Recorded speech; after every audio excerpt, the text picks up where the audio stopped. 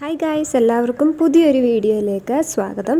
അപ്പോൾ ഇന്ന് നമ്മൾ ചെയ്യാൻ പോകുന്ന വീഡിയോ എന്ന് പറയുന്നത് ഒരു കുക്കിംഗ് വീഡിയോ ആണ്. അപ്പോൾ നമ്മളൊരു ഫിഷ് ഫ്രൈ ആണ് ഇന്ന് തയ്യാറാക്കാൻ പോകുന്നത്.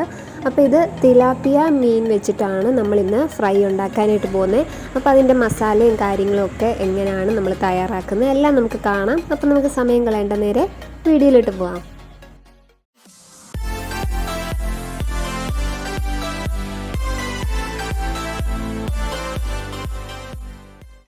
അപ്പോൾ ഗൈസ്, ആദ്യം തന്നെ നമുക്ക് ഈ ഫ്രൈ ഉണ്ടാക്കാനായിട്ടുള്ള തിലാപ്പിയ നമ്മൾ എടുത്ത് വെച്ചിട്ടുണ്ട്. എല്ലാം വെട്ടി ക്ലീനാക്കി നല്ല വൃത്തിയാക്കി നമ്മൾ വെച്ചിട്ടുണ്ട്. അപ്പോൾ ഇതിൽ റെഡ് തിലാപ്പിയ നമ്മൾ ഇട്ടിട്ടുണ്ട്.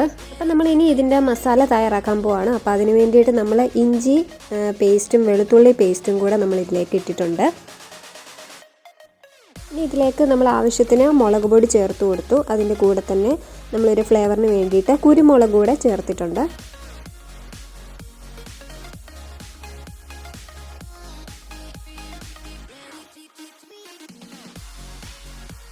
ഇനി അപ്പോൾ ഇതിലേക്ക് നമുക്ക് ആവശ്യത്തിനുള്ള ഉപ്പ് ചേർത്ത് കൊടുക്കാം.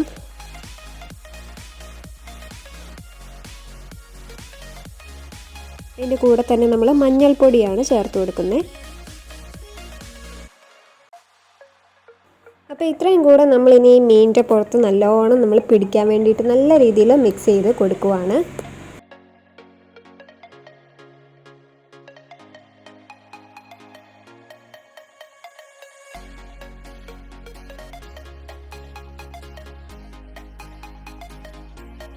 അപ്പോൾ അതായത് നമ്മളൊരു 15 മിനിറ്റ് നമ്മളിങ്ങനെ വെക്കുക. അതിലൊക്കെ ശരിക്കും മസാല പിടിക്കാൻ വേണ്ടിയിട്ടാണ്.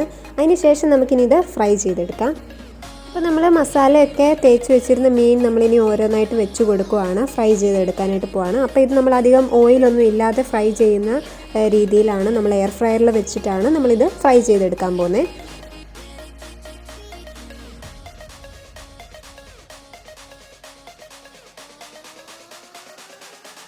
അപ്പോൾ ഗൈസ്, അങ്ങനെ നമ്മുടെ തിലാപ്പിയ ഫ്രൈ ഇവിടെ റെഡി ആയിട്ടുണ്ട്. അപ്പം ഓരോരുത്തരുടെ എത്രയും മൂക്കണം എന്നുള്ളതൊക്കെ ഓരോരുത്തരുടെ ഇഷ്ടം അനുസരിച്ച് നമുക്കത് മൂപ്പിച്ചെടുക്കാം.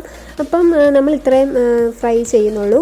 അപ്പം ഇതായിരുന്നു നമ്മുടെ ഇന്നത്തെ ഈ ഒരു റെസിപ്പി. ഒരു തിലാപ്പിയ ഫ്രൈ ആയിരുന്നു നമ്മൾ ചെയ്തിരുന്നത്. അപ്പോൾ എല്ലാവർക്കും ഇഷ്ടപ്പെട്ടു എന്ന് വിചാരിക്കുന്നു. ഈ രീതിയിലൊക്കെ നിങ്ങൾ മസാല ഉണ്ടാക്കി ട്രൈ ചെയ്ത് നോക്കുക. അപ്പോൾ നമുക്ക് വീണ്ടും പുതിയൊരു അടിപൊളി വീഡിയോ ആയിട്ട് ഇനിയും കാണാം.